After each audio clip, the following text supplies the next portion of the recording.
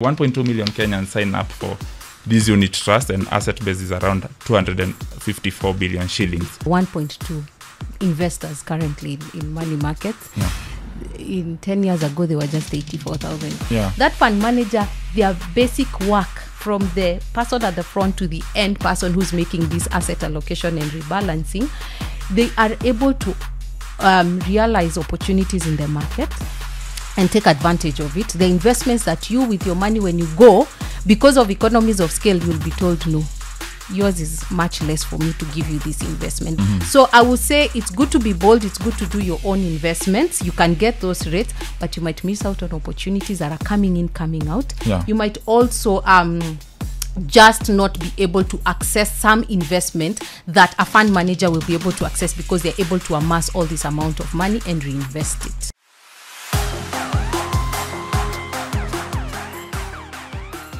Welcome to another episode of Make Money, the podcast. And today we have a conversation that's quite close to the hearts of most of you, and this is around unit trusts and money markets. Money market funds would be sitting right in this investment universe. So we want to understand more about this unit trust business and the role that fund managers play and the importance of putting your money collectively. So essentially, a unit trust is an investment vehicle that pulls most of these investments into one fund where you give your money, I give your money, you give your money, all put in a pot and invested via a professional fund manager. And today, I'm happy to have a financial investment advisor with me here, Ms. Belinda Kiprimo. Welcome to the podcast. Thank you. And thanks for coming through again for a second time on this podcast. Yes. Same conversation around unit trust and money market funds. And I'd like to pick it up straight from where I just left that introduction around the role of a fund manager. And first of all, on whether we need fund managers with us, the numbers are quite telling on whether we do need that. 1.2 million Kenyans. And this is the September for the Business Daily, a piece by yours truly right there. And you can see 1.2 million Kenyans sign up for this unit trust, and asset base is around 254 billion shillings. And then with this, and looking at a decade ago, those numbers were much lower. The asset base was much lower. So what do you think has made unit trust that compelling that, we have quite a lot of people asking about them and wanting to get in? What do you think makes pulling our investments together and handing it to someone like yourself to manage? What do you think makes that a compelling offer for anyone? Yeah. Yeah. You said it right, actually. We are talking about the 1.2 investors currently in money markets. Yeah. In 10 years ago, they were just 84,000. In 2 years back to today, that's 600% we've seen as growth. Yeah. But some of the things I can point out to is convenience. The moment you make an investment or anything to be convenient, it means anybody can just walk in today and be able to understand this investment and even be able to see it. So the convenience, I have personally seen it even as a practitioner, is before, to open a money market account, the form used to be this thick and so many other details that you need. But now with your phone, you're able to download an app for the fund managers who have an app, and you can open the account for yourself, or you can fill in a very thin form. You get your account in a day or even within a day or two maximum, and you're able to invest using your pay bill. You just need a pay bill number, the account number that you've been given, that's a money market account number, or you transfer through bank, and the next day your money has started being invested in a money market. And we are talking about this money being invested at double-digit growth. Right now, we're even having 16-17% in terms of the return in money market. So convenience being number one. Yeah. Number two is just that ease of entry and exit into a money market fund. A money market fund almost behaves as a bank account. Whereas a bank account, you can put in your money and tomorrow you withdraw, nobody gets to ask you why you withdrawing your money from your bank. It's the same way with the money market. You can put money today and tomorrow you clean all of it or take a bit of it, nobody will come to ask you. It's all about you and how you want to run that money market account. So if I could leave it at those 2 points, I think that's what has driven the growth. Actually, I have to credit also to media houses and the knowledge economy, because now as people get to keep hearing about these investments, they've been there 30 years ago. There was money market funds, but the more that even on your desk today you have a whole page that you're discussing these money market funds, you know how many people are going to read about it and tomorrow sign up. So you see that growth happening because of I believe these 3 points and many others. And you spoke of return, which is quite attractive, but on the other side, something that not every fund manager wants to talk about is the 1 to 2% fees that as a fund manager fee attracts. So for an investment of around 50,000, assuming that's the investment I'm bringing, 2% is just around 1,000 shillings. And of course, we looked at the return you'd get, and working through the math, you still make a net return of over 4,000 shillings from your 50,000. So you would be approaching 55,000, at the end of an year, assuming that's the period of your investments. In terms of understanding the fees, how should we be looking at these fees? If someone is like, okay, I'm making over 4,000, but I've left that 1,000 shillings on the table. How should I be interpreting these fees, and how do these fees, or how are they applied in a sense? Okay. Yeah. So once you're coming to a fund manager, I'd love to take you through a fund management flow. Yeah. You come in, there's a customer service person, you open your account, there's an operations person. But for them to even get the 16% as a fund manager, they have analysts, they have researchers, they have all these other activities that are going at the back end who are making sure they are maximizing the opportunity. So there has to be a cost to that for them to even come and give you that 6%. Putting that aside, the 1.2% you mentioned about fund management fees, it's actually even provided for by the Capital Markets Authority, which is the authority that actually has a dual mandate of supervising the fund manager who provides the money market funds, and the other purpose is to protect your funds. So CMA caps the management fee at 2%.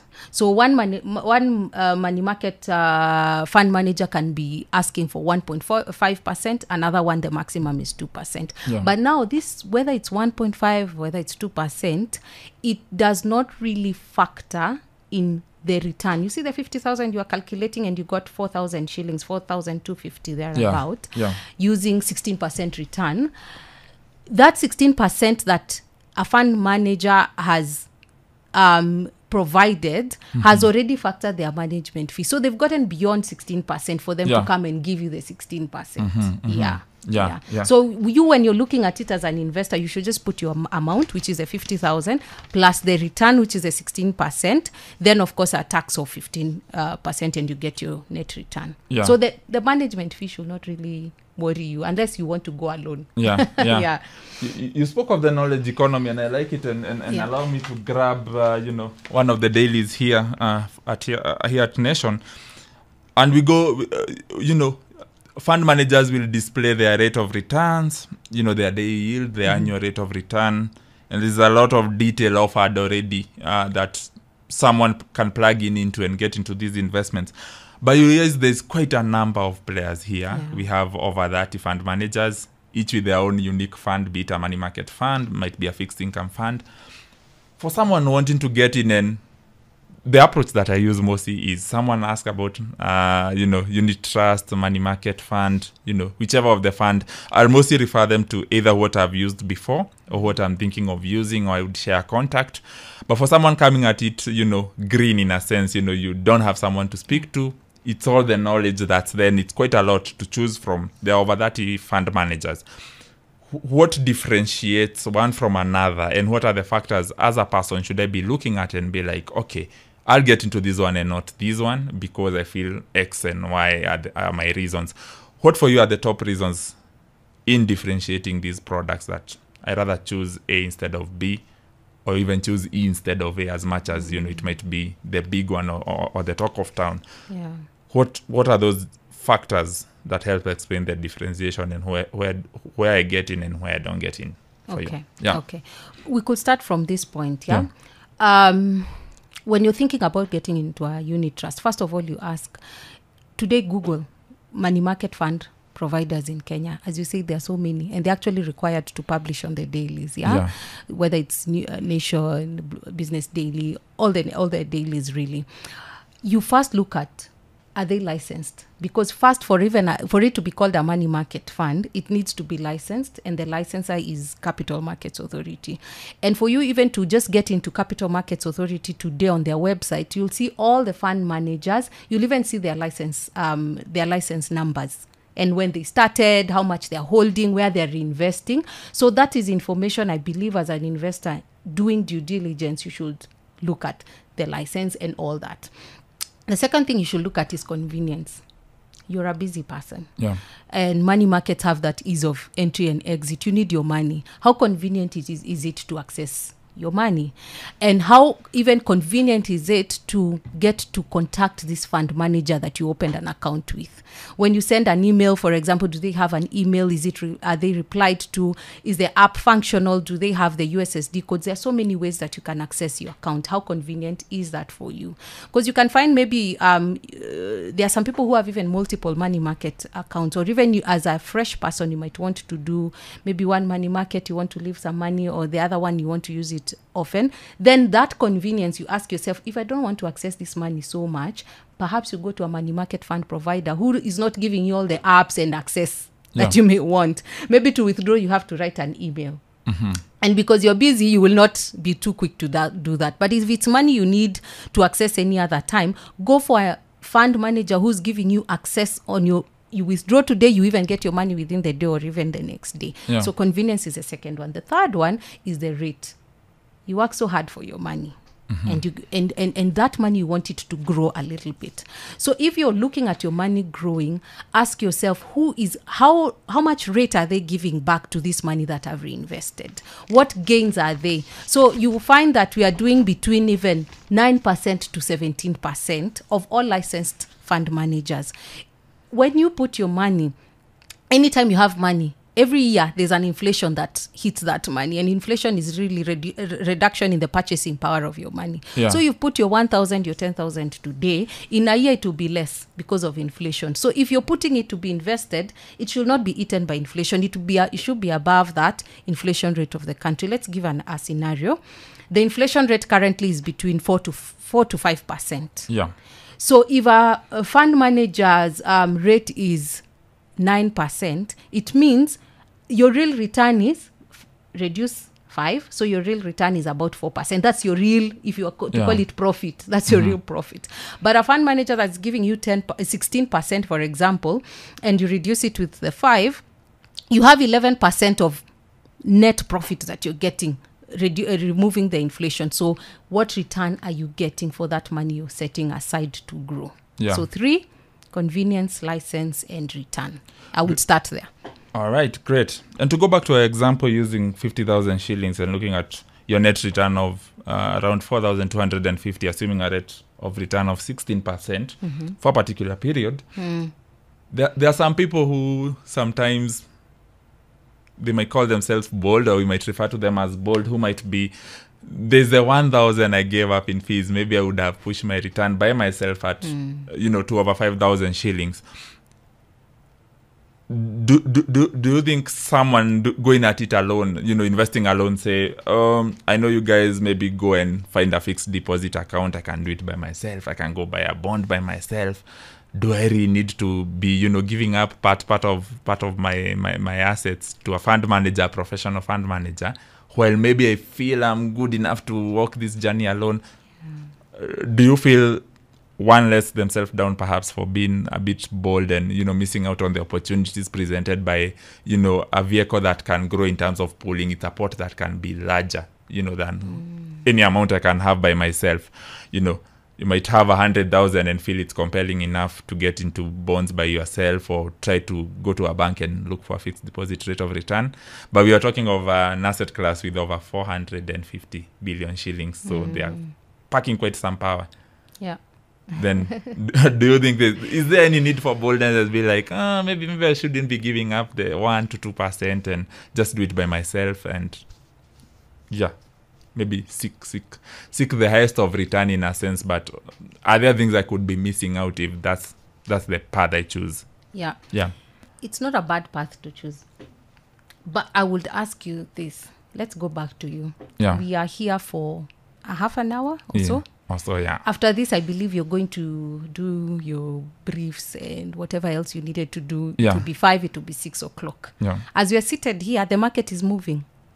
I mean, the opportunities that are coming up, the opportunities that are leaving the market. Yeah? So if it is your money that you want to do and get the superior returns without having to pay to give a fund manager who get their management fees, that fund manager, their basic work from the person at the front to the end person who's making this asset allocation and rebalancing, they are able to realize opportunities in the market and take advantage of it. The investments that you, with your money, when you go, because of economies of scale, you'll be told, no, yours is much less for me to give you this investment. But the fund manager will be given, because how a fund manager works is, I put my 100 shillings, which is the minimum money market amount for some fund managers. You put your 1 million, somebody else puts their 50,000 shillings. All of us are treated the same.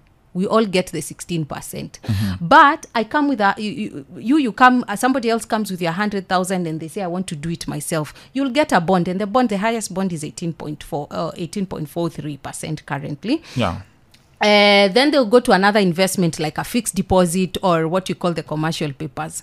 The fixed deposit that with 100,000, you will not get anywhere near 10%. They'll actually tell you, for you even to get 10%, you need like 10 million or a lot of money. But now, if you flip it back to fund manager, who you can put your 100,000, it can even be 99,000, and they will not ask you. But with 99,000, with the government bond, for example, the minimum being 50, if you have 49,000 shillings, you won't be investing that 18.43. And they won't want to know that it's just 1,000 less. So I would say it's good to be bold. It's good to do your own investments. You can get those rates, but you might miss out on opportunities that are coming in, coming out. You might also just not be able to access some investment that a fund manager will be able to access, because they're able to amass all this amount of money and reinvest it. However, there's also something I normally do, even when I'm talking to clients over the time that I have worked. I say, have a portfolio and split it.